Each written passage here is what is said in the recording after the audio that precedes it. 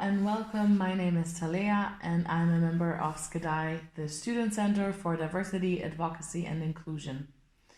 A center that is maintained by students for students and which focuses on fostering a more diverse and inclusive educational environment through committed advocacy. Some of you might remember me from the advocacy vlog. Today I would like to talk about heteronormativity. This topic often becomes highly relevant during Pride Month. However, just as any other topic that is being discussed during Pride Month, it is relevant all year long. I'm sure some of you are sitting now in front of their screen asking themselves what heteronormativity actually means, which is why I am going to give you a definition in a bit. This definition will then be followed by a few examples of how heteronormativity can look like and what effects it could possibly have, and lastly it will be followed by examples and tips.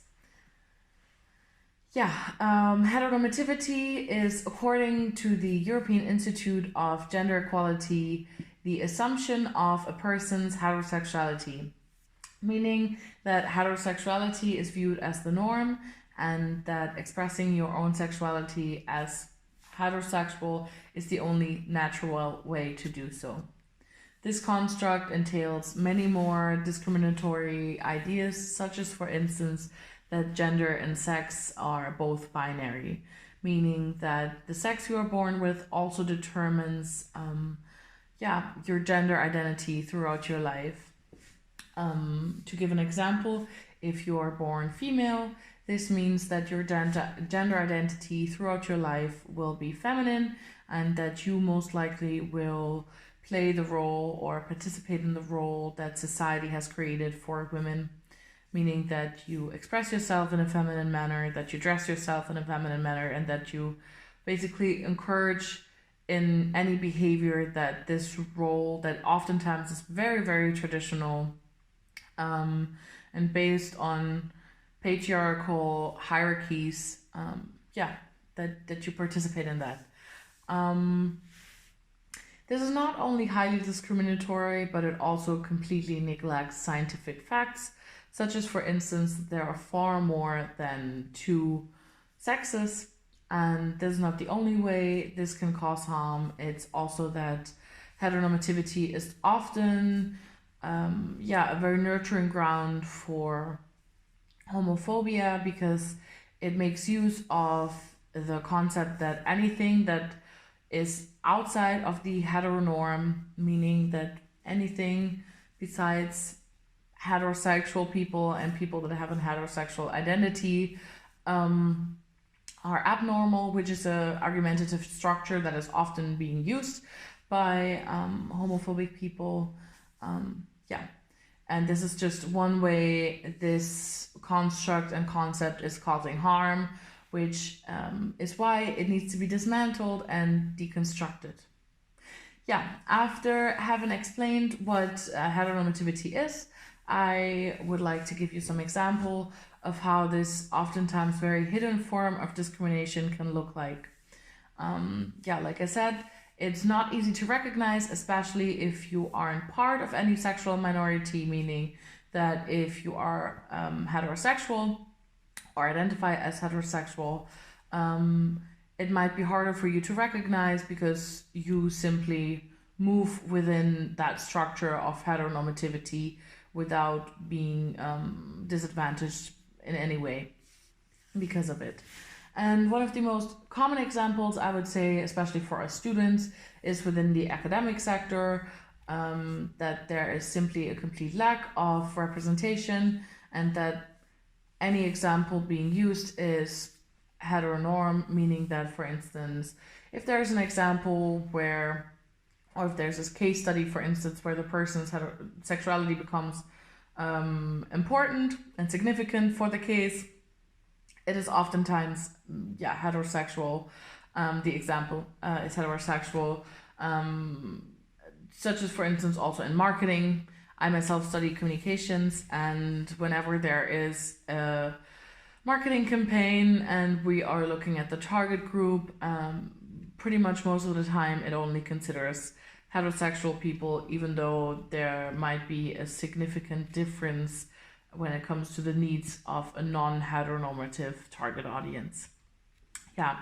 And another example is a personal one, which I am sure people that also are expressing themselves in a non-heteronormative way can relate to, is that whenever I out myself as a lesbian in front of a new group, and I answer the question whether or not I am in a relationship with yes, people almost immediately ask who is the man in the relationship.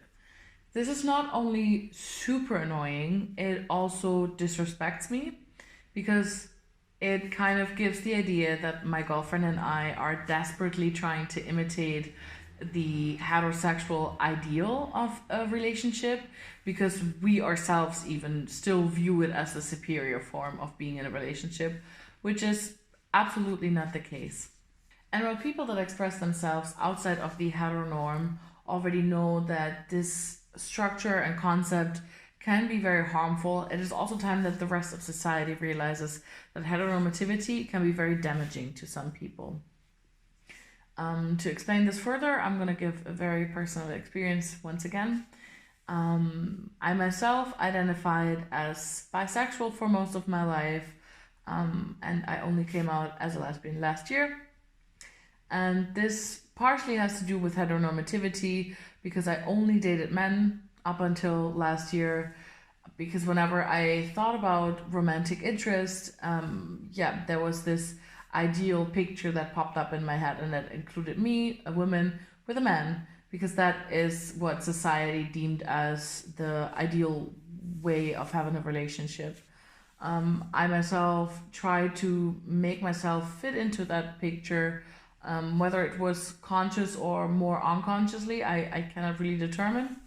But yeah, I was definitely affected by the heteronormativity, because I just try to be normal. I try to fit in, because especially during puberty, when everything's already hard enough and you're trying to figure yourself out, it's definitely easier to go with the norm that society deemed as the ideal. And in this case, it was being with a man for me. Realizing that I'm not actually made me recognize ways in which heteronormativity affected my life so far a lot easier, because now I can look on this concept from a different perspective. And now lastly, I would like to give you some tips on how to tackle and challenge these structures around you by, for instance, dismantling structures or openly talking and addressing them. The first one being that you start using gender neutral language, which includes all people of all gender identities and gender non-conforming identities. And you also create safe spaces for people that, for instance, in around where relationships are being discussed or sexual identities do not want to come out. And an example of that, for instance, is that if you talk about a relationship, instead of saying my girlfriend or my boyfriend, you just start using my partner. This way, all people can engage in the conversation without having to come out to everyone. A second tip that I can give to everyone is that please do not assume anyone's gender or identity. Just because someone that you meet might be perceived as a woman does not mean that they are and that they identify as a woman. So please do not assume that. Same goes for their sexual identity, meaning that if you meet someone and it's a guy, do not assume that that guy is in a relationship with a woman. Also, don't assume that it's a guy, because once again, you also do not know people's genders. A third tip that I can give to you is if you create stories or if you are involved in anything that can tell stories, that can give examples to people, such as, for instance, if you're active in marketing, just try to tackle that narrative of everything has to be male and female. Just find stories, find storylines that goes beyond that and represent everyone that's out there, and not just heterosexual couples, for instance, or people that conform with the heteronorm. That can be very helpful to the movement. And lastly, as a fifth tip, if you are heterosexual yourself, support people who are not. This sounds very simple, but anytime that there is an example or anything of where heterosexuality seems to be the norm, try to discuss that with the colleague, the professor, whatever. Try to advocate, try to make people aware, and try to explain what heteronormativity is, and maybe even use examples that I mentioned in this video, and create a structure around you or an environment around you where heterosexuality is no longer the norm, but basically any identity, any sexuality is seen as normal, because there is no such thing as an ideal or a norm. And I think that was it. Thank you very much for tuning in once again. All of our socials are being tagged in the box below. Please like, subscribe, and share this video, and I hope to see you again. Bye bye.